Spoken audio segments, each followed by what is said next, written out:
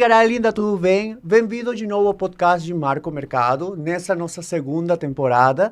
E, bom, bem-vindo, Rica, nosso convidado de hoje. Obrigado pelo convite, gente. Tem comida, tem água, tem tudo aqui, proteção. É verdade. A gente estava falando justamente do significado desse adorno. Figa, amor. A figa, isso é acessório de cabocla, na verdade. Que as escravas usavam na cintura como um adorno, mas era prata. E elas iam comprando a liberdade delas depois. É uma coisa ancestral brasileira. Nossa. É lindo. Eu gosto muito, como a gente estava falando, toda a proteção é bem-vinda. Sim, sim. Eu sou um sommelier de tratamentos espirituais, tá? Não sabia, gente. Eu faço tudo. Tudo. Todas Parece as que frentes. você chegou direto a olhar. Eu adoro. Sim. Inclusive, ela falou depois de um tempo fazer uma lavada com sal Lavar com água. grosso. Isso. Ou na água corrente, deixar um pouco no sol. Tudo. Tudo. Bom, Rica, a gente vai fazer uma pequena introdução Por favor. de você. Tá. O Rica Benossati. Isso, Tá bem falou certinho. Sim. É stylist, comunicador e um dos especialistas do reality show Queer Eye Brasil, que eu assisti, amei a temporada, com uma carreira consolidada no mundo da moda, e ele é conhecido por transformar o estilo e autoestima de seus participantes, utilizando moda como ferramenta de autoexpressão e inclusão, especialmente para a comunidade LGBTQIA+. Rica também é colunista da revista Quem, onde compartilha análises de desfiles e reflexões sobre a diversidade. Exatamente. Tá certo. Falou tudo. Vou usar na minha bio no Instagram, gente. A introdução tá perfeita. O Daniel que faz minha introdução, vou dar um parabéns para ele, que sempre Parabéns, arrasa. Daniel. Arrasou. Rica, como foi seu primeiro contato com a moda? E houve algum momento, pessoa, que despertou esse interesse em você? Primeiro contato com a moda, eu tenho a sensação que é desde sempre, assim, né? Eu sou de uma família de imigrantes italianos com muitas mulheres. Então, o assunto moda sempre esteve muito próximo, assim, das minhas primas, minhas tias, minha mãe, minha avó era costureira, minha tia Dirce, que é a minha segunda mãe, que me cuidou, assim, que me ajudou na minha educação, também é costureira. Então, eu sempre vivi ali no meio das máquinas de costura, dos desenhos que... Você aprendeu a costurar também? Aprendi. Costuro muito mal, mas costuro. Às vezes você não acha que a pessoa que sabe de moda e de stylist é necessariamente costureira e não é. Eu tenho muita ansiedade, assim, em ver as coisas prontas e não tenho um bom acabamento. E sou muito exigente, então é melhor que alguém costure por mim. E você exigir que seja perfeito. E eu exigir que seja perfeito do que eu mesmo ali. Então, era a primeira pergunta, né, sim. E... se você teve alguém que te inspirou, além da tua família, que você acabou de falar. Eu tenho um grande ícone de moda, que também está relacionado à minha infância, que é a Hebe Camargo. É uma apresentadora de televisão brasileira. Ela era uma cantora de rádio que se transformou em apresentadora e ficou no ar, assim, 30 anos, com o mesmo programa de entrevistas na segunda-feira. Bastante tempo. Você não conhece a Hebe? Não. Ela é um ícone. Ela era, assim, a nossa Marilyn Monroe da televisão popular brasileira. Toda segunda-feira no SBT.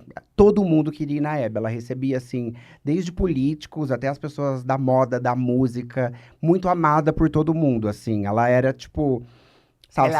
Ela faleceu. Já faleceu. Ela era uma espécie de Sabrina Sato da época, assim. Nossa, sabe, que tá agora a Sabrina que todo mundo ama, que todo mundo tem loucura pelo magnetismo, pelo carisma. A Hebe era um pouco essa referência, assim.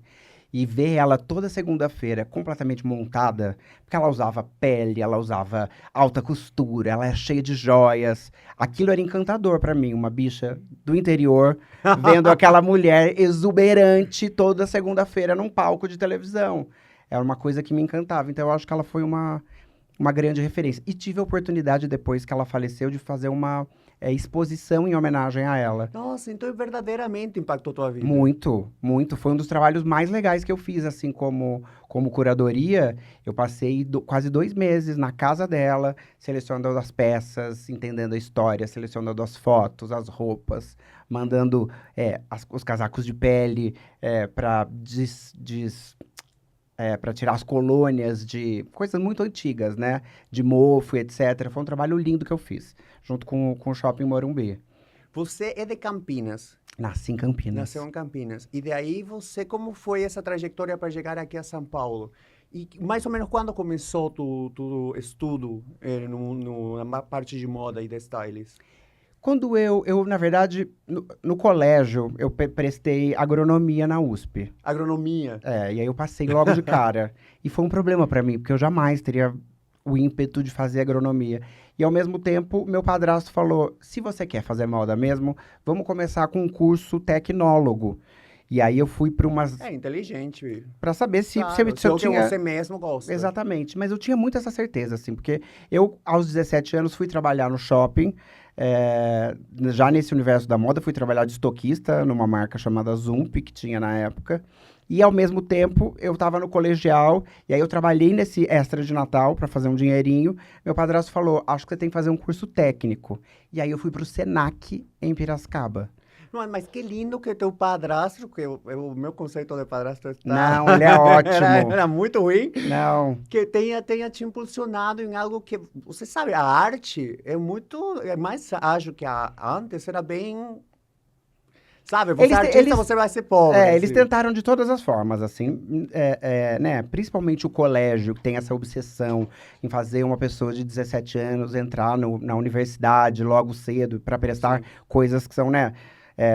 Direito, arquitetura, engenharia, medicina. Eles só pensam isso. Só que eu sempre fui diferente, eu sempre fui criativo. O meu universo sempre foi outro, assim. Eu sempre trabalhei a criação e a criatividade em mim. Nos looks, no cabelo, costurando, trabalhando, fazendo artes manuais. Eu sempre fiz coisas muito mais criativas. Então foi meio natural esse processo, assim, sabe? Meu padrasto falou, vamos fazer esse curso do Senac enquanto você termina o colegial. E foi muito importante para mim, porque eu fiz 1 ano e meio desse tecnólogo, nem sei se existe mais esse tipo de curso hoje em dia, durante o 3º colegial. E aí, na minha formatura do 3º colegial, eu conheci um cara chamado Fernando Aidar, que era um pesquisador de tendências, super consagrado no mercado e tal. Ele viu meu desfile de formatura e me convidou para trabalhar com ele aqui em São Paulo. Uau! Então eu vim para São Paulo antes da minha faculdade começar. A faculdade começava, tipo, depois do carnaval. Começou aqui em São Paulo. Aqui em São Paulo. Eu vim, tipo, em dezembro para viver, para trabalhar e para começar já. Porque eu precisava sair do interior. Precisava fugir. Eu morava em Piracicaba nessa época. E eu nasci em Campinas, morei em Americana e logo depois a gente mudou para Piracicaba. Que é tudo as cidades perto, assim. Mas é tudo interior. Entenda da maneira que você quiser. Difícil para um menino gay. Imagino. Não, eu penso que também, no meu país, na minha cidade, quando eu era pequeno, era muito preconceituoso também. Tanto que quando conheci, já fui de cara para São Paulo, fiquei maravilhado e já a história você sabe como terminou, eu acá. Mas isso. Mas, Reika, quando você olha para sua trajetória, como você avalia a evolução de sua carreira até se tornar um dos principais stylists aqui do Brasil? Eu não sou essa pessoa. Não, o principal stylist do Brasil é o Pedro Salles, que faz a Sabrina Sato.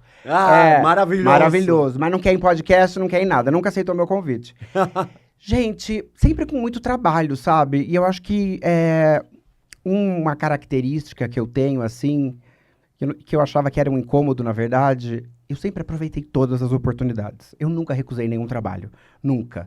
Tanto que, depois que eu fui trabalhar com o Fernando Aidar, eu aceitei trabalhar para as marcas do Brás e do Bom Retiro, que é um polo industrial aqui em São Paulo.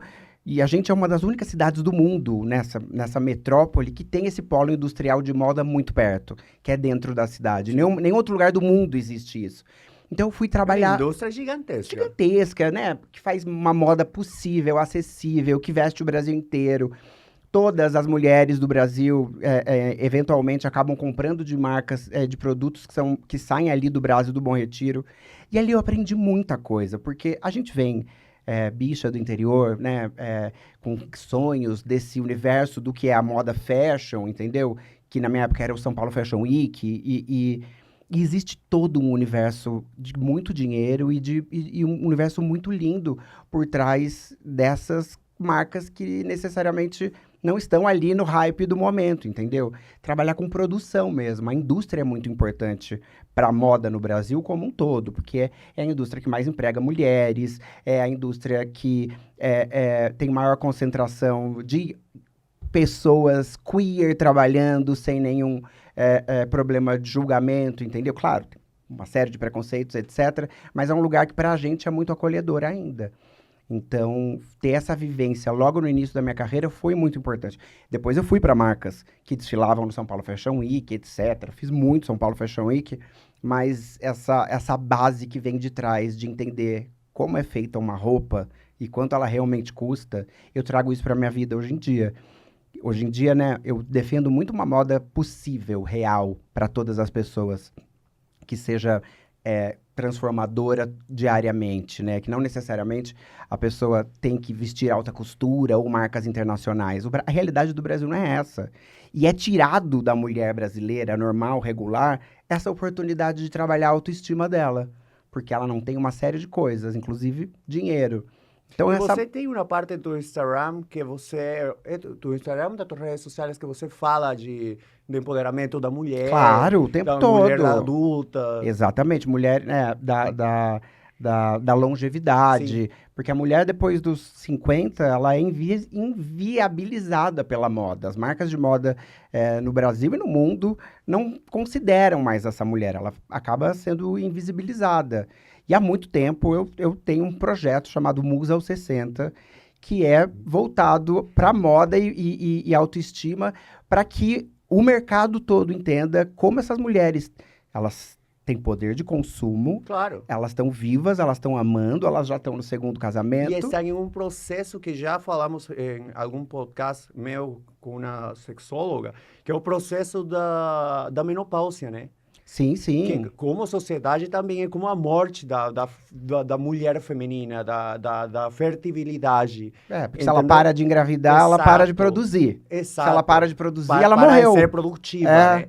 Então, e é uma época de transição psicológica tão grande e hormonal que bonito que essa transformação venha junto com uma nova visão também física e, como se chama, a aparência dela, né? Eu tento fazer isso estando no universo da moda, né? Porque, assim, as marcas que vendem para essa cliente 50, 60 anos, não colocam as mulheres de 50, 60 anos nas campanhas. Claro. Elas estão colocando as meninas de 20, magras, longilíneas, com 1,80 m. Essa mulher, ela tem um outro corpo, um outro shape, a realidade é outra, mas na campanha ela ainda vê a menina de 20. Então, eu acho que é interessante que não só o meu, mas 1 milhão de movimentos de inclusão e de realocar essa consciência que a gente tem dessa mulher 50 mais, 60 mais, entendeu? Ela tem que estar na vida, ela tem que estar produzida, ela tem que estar no carnaval, ela pode estar no carnaval sem sutiã, entendeu? É isso que eu defendo. Algo que acho que, sei lá se porque eu sou estrangeiro, vejo com um olhar um pouco mais, sei lá, apaixonado pelo Brasil, mas eu considero a moda brasileira, mais que tudo feminina, que ajuda muito a esses diferentes tipos de corpo. Tem roupas mais folgadas, que tem um caimento bastante lindo. Sim. Por exemplo, com minha mãe tem um corpo, não é gorda, mas tampouco é magra, né? E aí, muita variedade de roupa quando a gente vai para um shopping, por exemplo, que normalmente nós não encontraríamos lá na Bolívia, entendeu? A gente tem aqui um outro fenômeno que são os magazines, que vendem roupa a preço acessível para todas as mulheres. Então, assim, C&A, Renner, Riachuelo, Marisa, são redes que têm permeabilidade, que tem aqui, tem no Piauí, tem no sul do país, que oferecem moda realmente para todas as idades, inclusive para essas mulheres. Eu sou entusiasta de magazine. As bichas, né, falam, quando você elogia uma roupa, falam, ai, que linda a sua camisa. Ai, é da C&A, como se fosse um pejorativo, como se fosse um xingamento. Não! A gente tem que ter orgulho que a gente tem marcas grandes que vendem para o Brasil inteiro, onde todo mundo pode comprar. Porque a moda que eu acredito, a que eu defendo, a que eu milito, é essa, é que seja para todo mundo. Não tem por que uma pessoa poder ter e tá bonita, se sentindo com a autoestima em ordem, e a outra pessoa que não tem condição, não. Porque a gente é obrigado a se vestir, essa é a loucura. Se a gente é obrigado a se vestir todos os dias, por que não a gente se vestir para que a gente coloque para fora o que a gente tem de melhor, a nossa luz? Para todo mundo. E moda é isso, né? Eu acho que quando Eu falo, se eu tô mal vestido, eu tô desarrumado, é porque eu tô depressivo. Eu sempre falo. Se você me vê... Por quê? Porque eu também tenho muito exemplo das mulheres na minha família, entendeu? E minha mãe não vai nem comprar pão se não está arrumada. Sim. Então, se eu tô mal arrumado, eu tô depressivo É mesmo. isso. A gente tem que entender que essa é uma ferramenta diária, né? Para nós mesmos. De autoestima. Exato. Então, se todo dia eu tenho que acordar, fazer a minha higiene, me vestir, por que eu não posso me vestir de infinitos personagens? Eu não posso criar histórias que vão me fortificar no meu trabalho, nas minhas relações, no meu ambiente, como eu interajo com a comunidade. A gente tem essa capacidade de transformar esses micromundos que a gente vive, né? Nossa família, o trabalho. Se a gente está feliz, se a gente está brilhando, se a gente está irradiando coisas boas, todo mundo em volta vai ficar melhor. É igual a pedra energizada. A gente tem que se energizar com a nossa roupa, com o nosso look diariamente. Às vezes eu tenho uma pergunta que eu tô rindo, porque eu estudo pela manhã cinema. E às vezes tenho que acordar às 5:30 da manhã. Sim. Então, meus amigos, acho que a geração agora é um pouco... Tem pessoas mais, como se chama? Deslocadas, não é deslocadas? Desleixadas? Mais relaxadas. Relaxadas. Mais na área do cinema, porque acho que é esquisito. Você vê a parte de moda, tudo bem arrumado na FAP. Sim. Vê que estudam, por exemplo, arquitetura e advocacia, tudo mais certinho. E os de cinema são mais relaxados. Mas isso é uma característica das pessoas do audiovisual, exato, né? Aí eles do cinema. Me perguntam, como que você faz para escolher tua roupa? Eu falei, imagina que eu vou acordar às 5:30 para escolher minha roupa. Não, eu arrumo uma noite antes. É uma estratégia. Tudo arrumadinho aí, pronto para amanhã, sem pensar ir lá e me trocar. Essa é uma estratégia genial. Eu sempre falo nos podcasts e nos conteúdos que a gente tem que saber fazer as combinações com as coisas que a gente já tem. Sim. Porque tem uma sensação da moda que é assim, quando eu tiver tal roupa, eu vou ser feliz. Quando eu comprar tal coisa, eu sou contra isso. Eu acho que a gente tem que se vestir hoje, com o corpo que a gente tem hoje, com as peças que a gente já tem no nosso guarda-roupa. Então tem um exercício que é maravilhoso, que é assim, quantos looks eu consigo fazer com a mesma peça? Essa camisa. Quantos looks diversos, diferentes eu consigo fazer com ela? E realmente montar isso e tirar foto. Todo mundo tem telefone com foto hoje em dia, né? Não dá? Então, assim, com essa camisa eu posso colocar ela com calça jeans, com calça branca, com short, com uma calça azul. Com uma regata por dentro. Com uma regata por dentro, com um casaco por cima. É a gente usar realmente o que a gente já tem de matéria-prima dentro do armário um maior número de vezes. E aí, você tendo isso ou fotografado ou dentro da sua cabeça, quando você acorda às 5:30 da manhã, você já sabe que essa camisa vai com óculos. Né? Com fotinho, eu sou virginiano. Então, você já sabe, porque depois vai ficando natural. Você saber que essa camisa combina com seu óculos, que combina com seu brinco. É um exercício que vai ficando mais ágil, assim. Tem gente que tem preguiça. Por isso eu acho que vira igual que acordar para escovar os dentes, já vira hábito, né? Só dar esse tempinho, que são 10 minutos, 15 minutos. Faz no final de semana. Exato. Não, para toda essa semana não. Faz aqui em São Paulo, Rica. Faz no final de semana. Dia, não dá para planejar. Não, mas a pessoa tem que saber que ela tem que sair com guarda-chuva, com a capa de chuva, com a galocha e com casaco de pele, de pelúcia. Versátil para os 4 estações. No mesmo dia, é isso mesmo. Como você enxerga a transformação da moda brasileira nos últimos anos e quais são os maiores obstáculos que ainda precisamos enfrentar? Eu acho que diversidade e inclusão é um ponto muito importante, né, que a gente tem que observar na moda brasileira. A gente evoluiu muito nesses últimos anos com diversidade de corpos, com a pluralidade dentro das campanhas, trazendo realmente diversidade, não só dentro da sigla LGBTQIAPN+, mas falando de todos os corpos, de todas as cores, de todas as etnias, entendendo que a gente é realmente um país diverso em todas as áreas, culturalmente, tudo. E conseguir colocar isso dentro das marcas e dentro das coleções que todo mundo se propõe a fazer. Eu acho linda a nossa evolução, assim, porque nos últimos 100 anos, historicamente, a indústria da moda mudou muito, né? Essa moda, era completamente restrita para as elites, né? Hoje em dia a gente pode falar de moda para todas as classes. E a internet tem uma grande influência nisso, porque ela deu voz e deu tamanho em números para pessoas antes relegadas pelo universo da moda, entendeu? Então tem pessoas, minorias chamadas, que hoje em dia são grandes influenciadores, que não necessariamente vêm da moda e de um lugar de privilégio, de elite. Então, eu acho isso lindo de poder, a moda como um todo no Brasil teve, por questões financeiras, que aceitar essa pluralidade como um todo. Sempre de olho no mercado. A moda é muito interesseira. A moda está sempre de olho no bolso das pessoas e no mercado, né? Então, se fulano que era relegado pela moda tem números e está fazendo sucesso, a moda dá uma bocanhada nele ali. Eu também considero que existem já bastante linhas de roupa que estão fazendo modelos mais unissex. Então, todo mundo já pouco a pouco, a gente está quebrando essas paredes de ter que escolher lugares de roupa só masculina e só feminina. Sim. Eu já confesso que já fiz alguma do setor feminino pegar algumas peças, porque, sei lá, eu gostei. Claro, e tudo bem, né?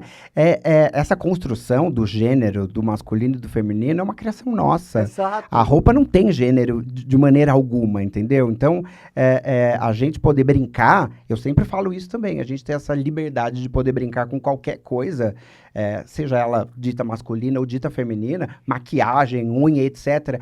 Amor, há 10 anos atrás era... Me cortavam os dedos. A gente era impensável um gay usar esmalte, entendeu? A gente está sempre em busca dessa evolução. Por isso que eu acho importante todo mundo testar tudo.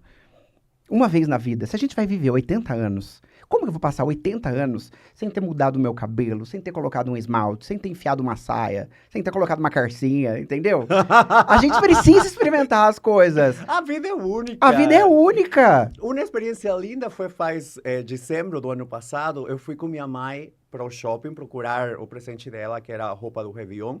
E entrou na loja e, bom, comprou minha mãe a roupa que ela gostou, que era maravilhosa. E tinha aí um chaleco, como se chama? Um chaleco. Um chale? Não é chale. Casaco? Não. Ai, como se chama? Sei lá, mas eu vi uma peça. Tá. Aí no setor feminino, todo trabalhado à mão, colocado acessórios à mão. Depois te mostro a foto. E eu era assim, com minha mãe do lado. Minha mãe apoia tudo, mas igual, a gente ainda... Aí uma coisa que eu falava, minha mãe, quando eu falei que eu era gay, me falou, você tem que lutar primeiro com o autopreconceito. Ela falou isso? Sim. Gênia. Entendeu? Quando você Como é o nome dela? Tatiana, quando você se deixa de discriminar, vai ser um grande passo para você conseguir enfrentar o mundo. Então, eu tava aí com minha mãe. Eu falei, foda-se, quanto sai? E comprou? Comprei. Maravilhoso. Comprei, né? Eu amei, ela amou, mas eu tive que quebrar esse paradigma, por exemplo. A gente sem tem que necessidade, usar. porque minha mãe super reagiu bem. E é uma loucura, porque assim, não é uma decisão eterna, né? A roupa você põe e tira. Você experimenta, usa e tira. Não tá cravada, colada em você, cravada na pedra para todo sempre. Por isso que eu acho que todo mundo tem que usar tudo. Esse exercício de experimentar coisas sobre si mesmo é muito libertador. Até pra gente que é do mundo gay, a gente tem que quebrar esses nossos preconceitos, Sim. assim. Né? Porque senão a gente vai ficar reproduzindo esse comportamento hétero, masculino, machista a vida toda e não vai ter experiência. A gente ainda na nossa comunidade temos esses paradigmas bem estabelecidos de que tão masculino temos que ser, o que não podemos vestir alguma coisa porque vamos ser muito feminino e julgado em nossa mesma comunidade. Eu, por usar as unhas assim, já teve conceitos tipo comentários de que ai, que broxante, que não sei o que. Ou, desculpa, mas eu não gosto de ser feminino, que você seja feminino só por conta das uma unha. unhas. Mas isso é uma reprodução completamente machista, né? Exato. Porque a sociedade machista, ela odeia a mulher.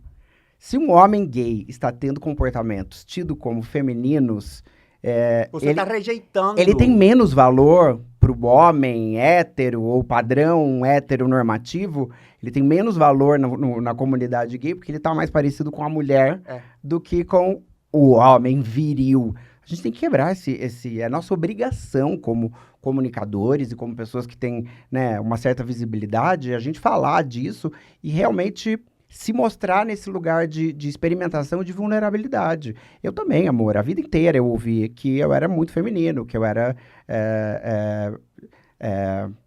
enfim. É isso, muito feminino, muito afeminado. Era essa palavra que eu queria lembrar. Muito afeminado, sempre amor.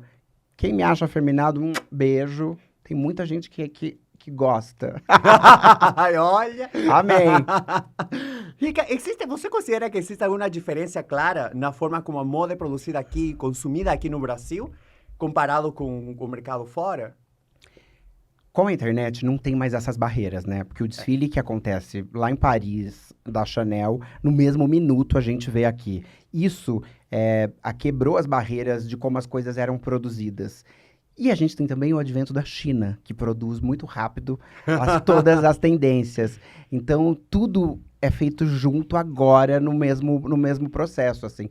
A única coisa dentro do universo da moda que a gente tem aqui, que é muito nosso, é essa obsessão por formadores de opinião e pessoas de internet. Em lugar nenhum outro do mundo a gente tem tanto acesso à internet com pessoas tão grandes dentro do próprio país. Tanto que as marcas gringas estão sempre de olho nos produtores de conteúdo, nessas pessoas gigantescas aqui. Porque é uma coisa cultural nossa. Eu acho que antes a gente tinha essa obsessão pelos atores, pelas atrizes globais, porque tinha essa sensação de glamour. Mas com a internet e essa popularização desse glamour, né? Antigamente, só a Sabrina Sato tinha uma equipe de glam. Era cabelo, maquiagem, stylists, etc. Hoje, qualquer blogueira de Piracicaba tem uma bicha cabeleireira, um stylist, um nananana. Então, e as pessoas amam isso. As pessoas amam ver esse dia a dia glamuroso de uma menina que acorda, toma um suco. Você acha que isso é porque sente de que está mais perto da realidade dele? Não, é porque é longe da realidade. As pessoas querem ver coisas que estão longe da realidade. A realidade não é agradável. A realidade é acordar às 5 da manhã, pegar ônibus, metrô e aguentar um patrão chato. É muito mais legal ver a menina que acorda meio-dia e tem lá o cabeleireiro puxando o maquiador. É mais interessante mesmo. Isso é um fenômeno cultural nosso para a moda.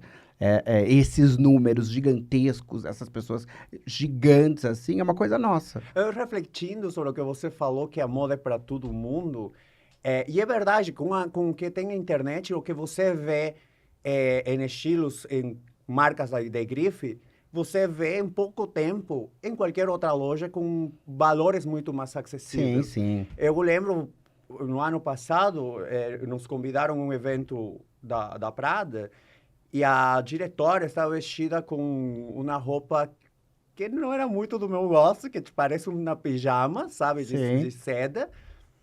E daí já vi na Dolce & Gabbana, e agora já vi um monte lá.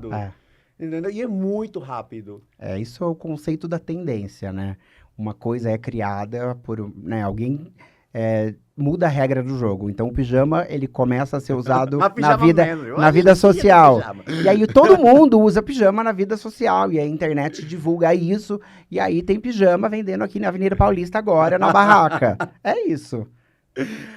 Você acredita que a moda brasileira está caminhando para refletir uma identidade mais própria? Ou ainda é um reflexo de tendências eurocentristas? Eu acho que mudou muito, amor. Há 20 anos atrás, quando eu cheguei em São Paulo e que eu trabalhava no São Paulo Fashion Week, as marcas da época eram cópias descaradas, assim, né? Não vou citar nomes, mas assim, eles copiavam o Margiela, o Rick Owens, era muito cópia. E propondo coisas, né, muito urbanas, pra gente que é brasileiro, que é solar, que é sexy. Eu não entendia direito Quer mostrar o corpo. Quer mostrar o corpo. Faz calor. Não entendia como, na época, as pessoas, né, as estilistas, faziam roupas de neoprene pra usar nesse calor Tudo bem que a temperatura tá maior, tá pior, mas existia uma cópia muito descarada, assim. Eu acho que hoje a gente tem criadores e marcas que estão propondo coisas com o DNA brasileiro, que inclusive estão expondo. Tem um movimento lindo de streetwear aqui no Brasil, por exemplo, né? Tem a Pace, do Felipe Matayoshi, cara tá vendendo no Japão, para um público que é muito nichado no que é streetwear, né? O Iron da Missy tá criando uma linguagem nova dessa brasilidade que não seja caricaturizada, né? Apesar dele falar de coisas que são regionais. E até isso faz parte de uma tendência mundial. Acho que a gente tem que trazer esses assuntos, esse axé que a gente tem, que é regional, de cada universo, de cada estado e etc., isso é muito interessante criativamente. E é claro que a moda também vai tentar pegar isso. Então, eu acho que hoje a gente tem muito mais identidade, sim, com relação a 20 anos atrás do que os criadores da época faziam no São Paulo Fashion Week. O que eu acho também interessante é que há bastante peças que estão entrando de artesanato, feito à mão. Isso é uma história que eu adoro contar, que é... Todo mundo sempre teve preconceito com crochê, achando que o crochê era uma roupa... Adivinha de que era feito o vestido da minha mãe? Crochê. E ela falou, nunca usei coisa assim, só que era lindíssimo, lindíssimo. E a gente não dava valor, porque, né, nossa avó fazia, o regional do Nordeste, etc. Parece que não tem valor por ser feito à mão. Até a Prada ir lá e fazer uma bolsa de crochê. Do mesmo crochê que a gente viu a vida inteira, que aí todo mundo começa a amar crochê. Mas isso é um sinal muito horroroso nosso, que a gente ainda precisa da validação de um grande conglomerado de moda para que a gente dê valor naquilo que está sendo produzido ali do nosso lado a vida inteira. A gente tem no Nordeste uma renda que não tem em nenhum outro lugar do mundo, chamada renda renascença, que é feita à mão. É uma das coisas mais lindas, um dos artefatos de moda mais lindos e artesanais que a gente tem no Brasil. É que ainda não foi descoberto, por exemplo. E é uma coisa super regional. Vou oferecer para a Prada fazer um vestido de renda renascença, para ver se a gente começa a dar valor, entendeu? Eu acho que isso, com a produção em massa, acho que essa produção feita à mão tem que ser muito mais valorizada. Com certeza, porque a produção em massa acaba tirando o valor que já não é possível, né? O valor realmente de sobrevivência desses artesãos que fazem essas coisas. Então, a gente tem que valorizar a coisa ali na vida, feita à mão, real mesmo. Rica, como foi o processo de ser convidado para o Queer Eye Brasil e o que significou esse projeto para você? Para as pessoas que não sabem de que tratava a série, me conta um pouco. O Queer Eye Brasil. O Queer Eye é uma franquia mundial, né? Que já tem quase 30 anos, onde antigamente 5 homens gays, cada um na sua área, sendo arquitetura, beleza, gastronomia, moda e bem-estar, faziam a transformação na vida de um homem hétero.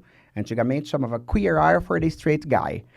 Não sabia. Nos anos 90, 99 e 2000. Nossa. Era a primeira formação do Queer Eye. E aí, ele voltou com o reboot nos Estados Unidos, com essa geração que a gente vê agora na Netflix. E aí, essa franquia tem no mundo 2 outras únicas franquias nacionais, que é Queer Eye Brasil e Queer Eye Alemanha. E aí eu faço parte do squad dos 5 fabulosos do Brasil. Então, fazendo a parte de transformação na parte de moda, que é o meu assunto, que é o que eu sei fazer a vida toda. Não foi um convite, a gente participou de um casting com muitas bichas, muitas pessoas queer, para que cada um de nós conquistássemos o nosso lugar. Nossa, interessante. Foi um processo longo, assim, que a própria Netflix fez, antes da pandemia. E foi muita gente inscrita e a gente foi passando por seleção mesmo, assim, como se fosse uma entrevista de emprego.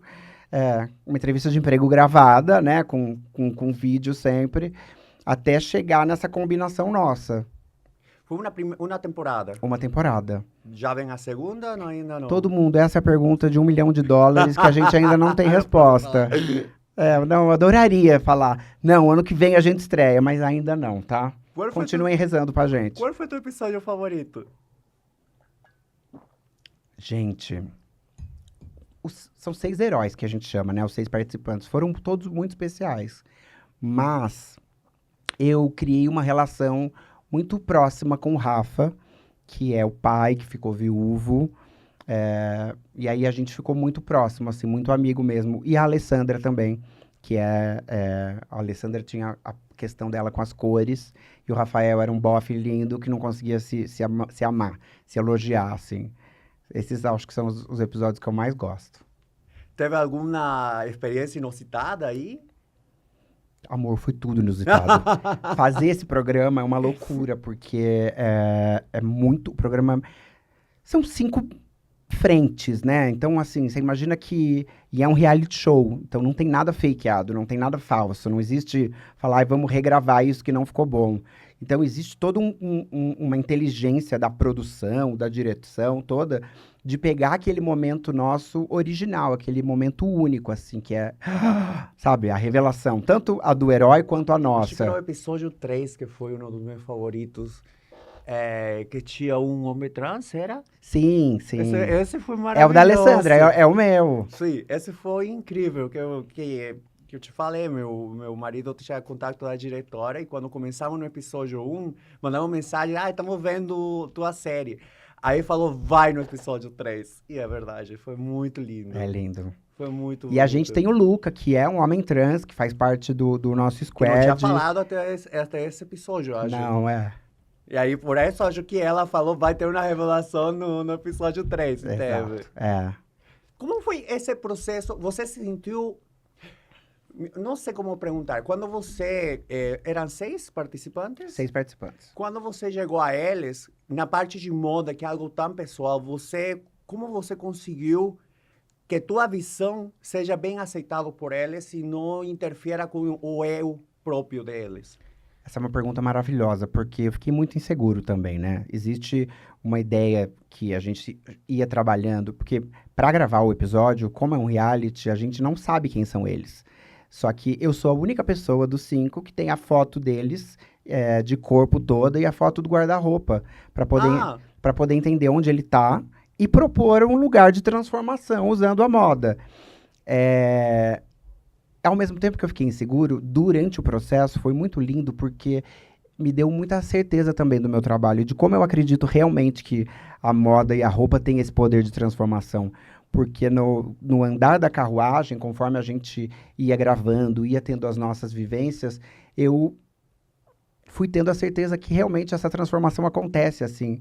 E os trabalhos de styling que eu fazia antes do programa duravam 3 meses. Esse processo que a gente faz com o personagem, ele dura 1 semana. Então, eu tive a confirmação, realmente, de que a roupa está completamente ligada à nossa autoestima. E num período muito curto de tempo, eu vi essas pessoas mudando. Então, para mim, como profissional, também foi uma confirmação, tipo, gente, isso realmente funciona, sabe? Não é ladainha, não é piração da sua cabeça. Existe essa magia que a moda e a roupa promove na vida das pessoas. E dessa vez num espaço menor. A gente vai analisa esse conceito de moda, mas que é algo muito materialista, sei lá. Mas é verdade, ela está muito ligada a nós mesmos. Por isso, como eu te falei em brincadeira, que se eu tomar o vestido porque eu estou depressivo, teve um período depressivo. E eu não queria nem sair de casa, não queria que ninguém me veja, entendeu? Então, eu sair, eu me arrumar, eu estar... Vem para mim, para o resto das pessoas, isso mostra que eu quero interagir com as pessoas, que eu estou bem com as pessoas, eu estou bem comigo e com a vida. Então, é uma ligação completamente direta. E, às vezes, por conta de todo o nosso dia a dia, de talvez nos esquecer como humanos, como pessoas, a gente se deixa para trás. Sim. E nosso jeito de vestir é um tipo de... Quando estamos bem, um jeito de se mimar. Mimar existe em espanhol? Sim. De se cuidar, de se querer. Então, quando você, por uma outra razão, está esquecendo de se cuidar, quando vem outra pessoa e te mostra e te relembra quem que você pode ou quem que você pode ser, ou quem que você era, ou quem que você é, muda muito. Num geral, todos os meus clientes, inclusive os 6 personagens lá do Queer, tem um exercício que é muito profundo e parece banal, assim, que é a relação da pessoa com o espelho. Como você se vê, como você se enxerga, né? E a partir disso, decidir para onde você quer ir. E a moda propõe esse caminho de uma maneira mais rápida. É muito mais fácil você fazer uma troca de roupa do que reformar uma casa inteira.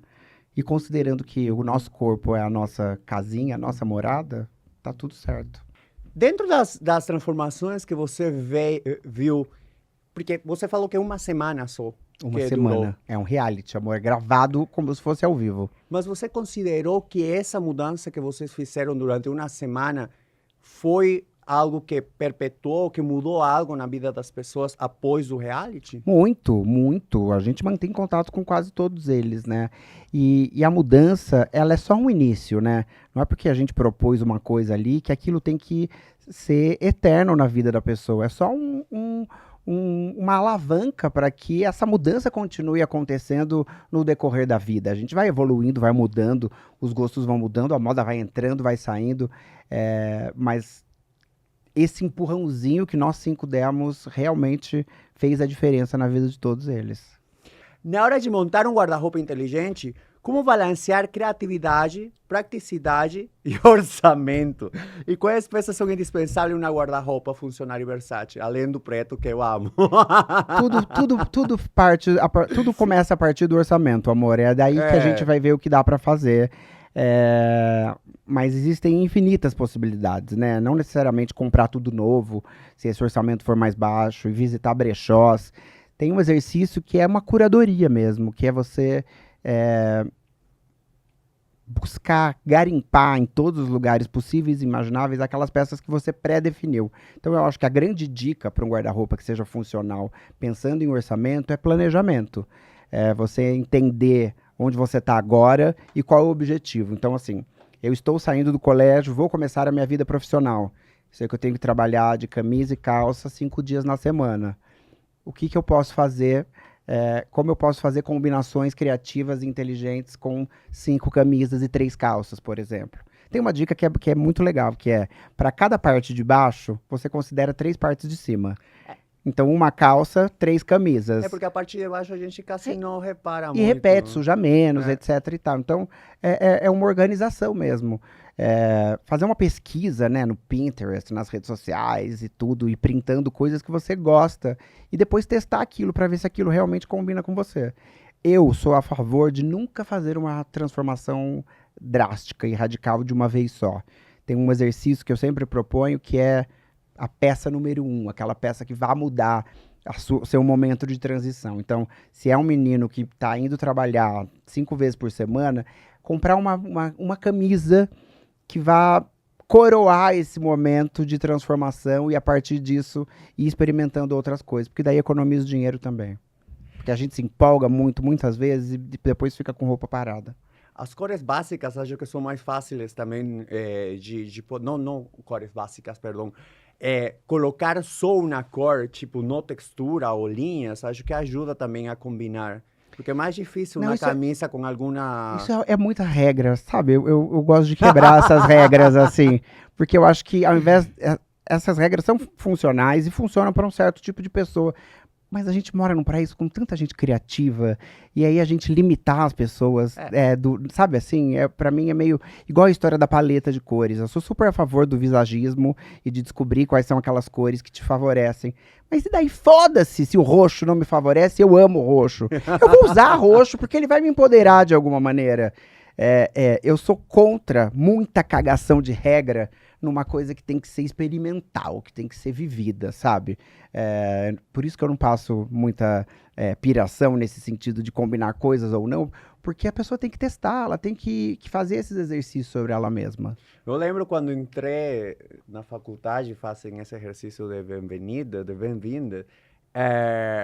Não sei se tinha uma youtuber que virou meio conhecida justamente porque perguntavam que peça de roupa não se podia usar, o que era pior acessório de roupa que podia ter. Algumas falaram sapatênis, não sei o que. Você considera que existe alguma peça de roupa que não pode ser usada de jeito nenhum? Cara, eu tô sempre me contradizendo. Só tinha uma coisa que eu detestava, que eu achava o fim da picada, que eu achava horrorosa.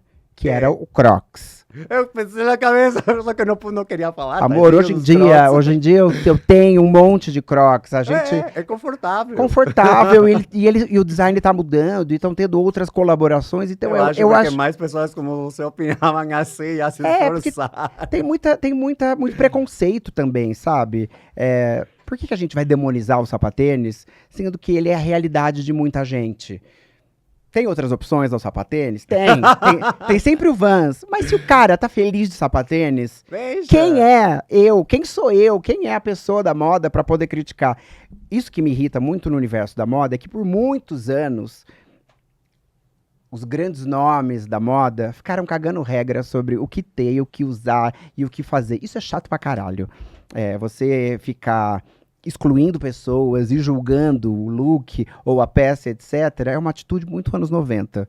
E a gente tem que acabar com isso na moda, entendeu? Então, assim, eu me contradiz com Crocs e continuo me contradizendo com infinitas coisas, assim. A própria pochete, que as pessoas odiavam pochete, era uma coisa horrorosa. Agora você usa, gente, você vai na marca de grife, tem um monte de pochete. Pois é, então isso tá mudando. A moda, a grande graça dessa palavrinha curta, de 4 letras, é que ela sempre vai pegar a gente de surpresa. Ela tá sempre mudando. Quando a gente acha que concluiu alguma coisa, ela vem e muda. Se a indústria não muda por si só, o povo muda, que é isso que eu acho que é mais interessante aqui no Brasil. A gente tem uma resposta do que vem do povo, do que é popular no sentido de real, de muita gente usando, que é maravilhosa. Aí algo que talvez eu tenha muito hater, se eu falo, é chinelo. Eu não gosto de chinelo em algumas ocasiões. Eu amo. Entendeu? Eu amo, sou obcecado por chinelo. Não sei porque eu não gosto. Mas te falo porque na Bolívia tinha muito estrangeiro que usava chinelo para ir para a escola, para anfiteatro, sei lá. Sim. Amor, o Rio de Janeiro é isso. Rio de Janeiro é chinelo em qualquer lugar, entendeu? Como você sabe que o Rio é estrangeiro quando você não usa chinelo? É isso. Bem, conta, que conselho você daria para quem está começando a explorar sua própria identidade através da moda? E como as pessoas podem adaptar tendências de moda sem perder sua autenticidade e essência pessoal? Eu acho que a resposta para essas duas perguntas é testar. Testar coisas sobre você mesmo. Você ter uma relação de liberdade com você, com o seu corpo, com o espelho.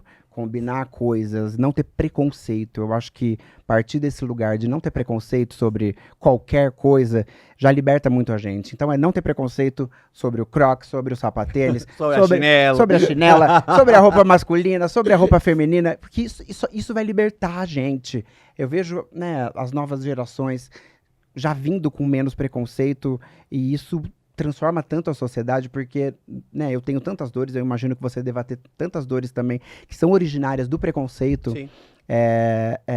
E aí a gente tem que parar de reproduzir essas coisas, né? Se a gente tem essa responsabilidade, como já bichas mais velhas,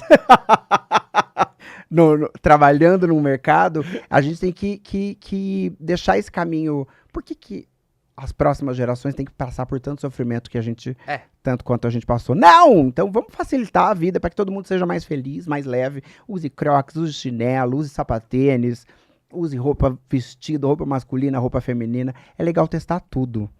Eu tenho eu sigo um menino que é o Pacheco Jeff. Gente, ele se monta. Eu fico tão extasiado em ver as produções dele pro dia a dia. Ele foi morar na Argentina, ele continuou se montando na Argentina, e aí foi garimpando coisas. O look dele é tão rico, parece que ele saiu de uma figura renascentista, sabe assim? Você que é. Eu vou te indicar, ele trabalhava na Farfetch. Mas assim, uma curadoria de peças, eu acho tão... Eu amo Farfetch. Eu acho tão interessante que, né, que pessoas possam trabalhar a imagem delas de maneira livre, assim, e é tão enriquecedor, ser enriquecedor para mim, que conheço ele, que tô ali vendo pela internet. Imagina para esse ambiente de trabalho. Eu trabalho sempre com o pessoal de uma agência chamada Coletivo, é um coletivo de design. Lá todo mundo vai montado, amor. A Vanessa, que é a dona, a Gabi, que é o atendimento, e são montações completamente diferentes, assim, né?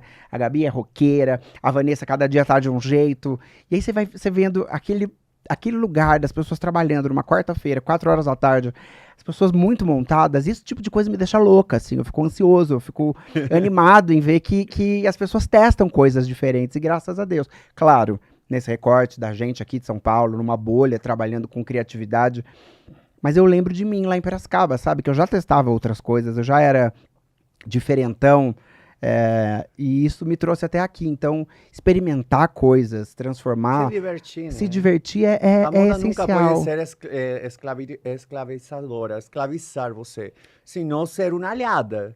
Gente, tem essas meninas que ficam cagando regra, falando o que é chique e o que é cafona no TikTok. Que coisa mais chata. Quem são elas para definir o que é chique e o que é cafona? É a reprodução de um comportamento antigo da moda que os consultores faziam no programa da tarde, entendeu? Não tem. Tem essa. A moda é diária, todos os dias e livre. É isso que eu... É essa bandeira que eu defendo.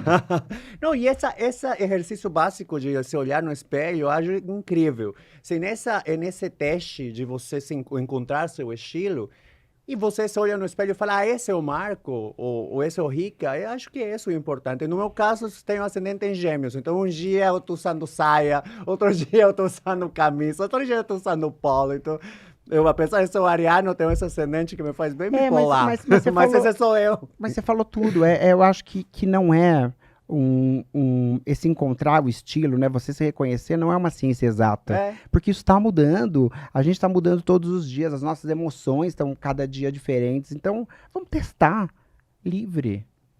Você acha que o custo da moda autorial brasileira é um empecilho?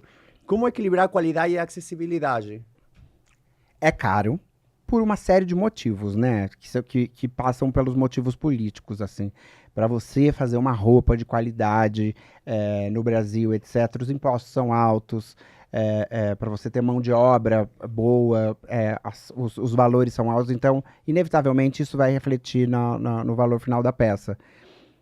Mas a gente tem os magazines todos aí oferecendo roupa boa pra gente. Em todas as coleções, com preço, com qualidade e com preços que são muito possíveis para todo mundo.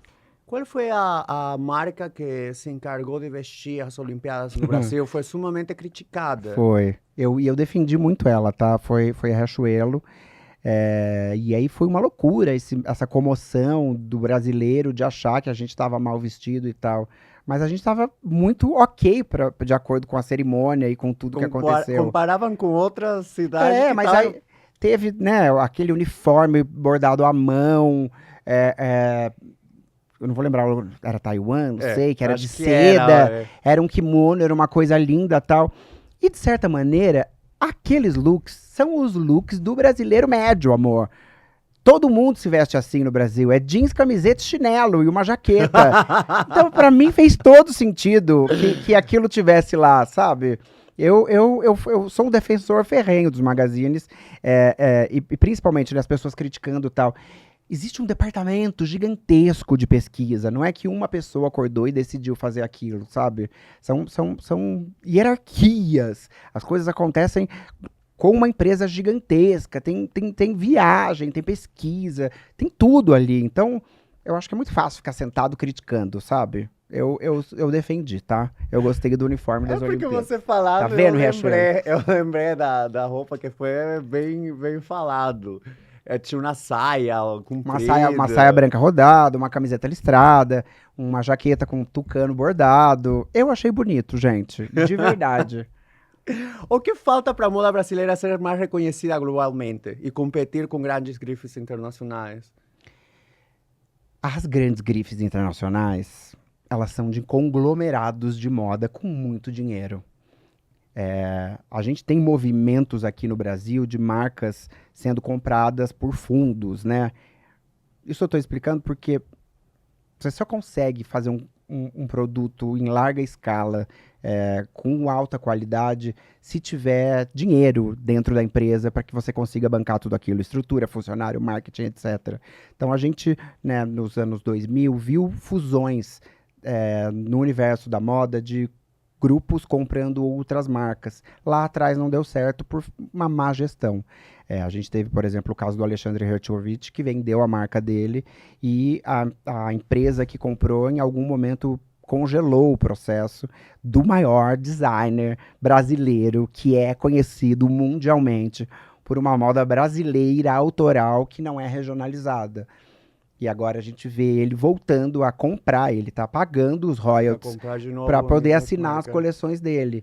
Então, para a gente foi meio traumático aqui. A gente viu, né, grandes criadores que pararam de trabalhar, pararam de fazer roupa porque venderam os nomes. Fauzi Hatten, André Lima, Ronaldo Fraga, pararam e eram expoentes da moda. Mas hoje a gente vê os grupos que estão fazendo essas fusões mais estruturados no sentido de continuar dando força e visibilidade para as marcas, né? Tem o grupo Arezzo, que teve a fusão junto com a Hering.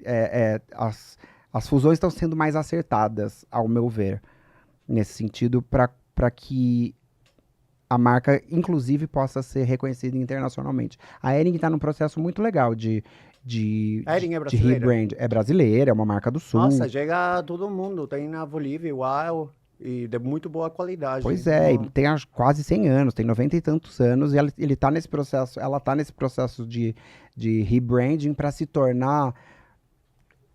É difícil fazer essas comparações, porque também não quero cravar nada na pedra, mas para ser uma espécie de Uniqlo, que venda uma roupa básica muito funcional, que extrapole o universo da camiseta, né? A Hering é muito conhecida pela camiseta, pela malha, mas que possa oferecer camisas, calças, malharia, tricô, alfaiataria. Eles estão nesse processo de tornar a coleção mais robusta, né? Nesse sentido de ampliar a oferta de produtos. Existe algum apoio governamental, sei lá, projeto para ajudar a criadores novos brasileiros, empresas novas a crescerem de maneira internacional? A gente tinha alguns do governamental não, a gente tem alguns conglomerados, né? A Best, não, Associação Brasileira da Indústria Têxtil, a BIT, mas é uma associação já que não é governamental, é um processo privado que tenta impulsionar e criar esses projetos. Assim, a gente tem uma semana de moda, que é a Casa de Criadores, que é maravilhosa.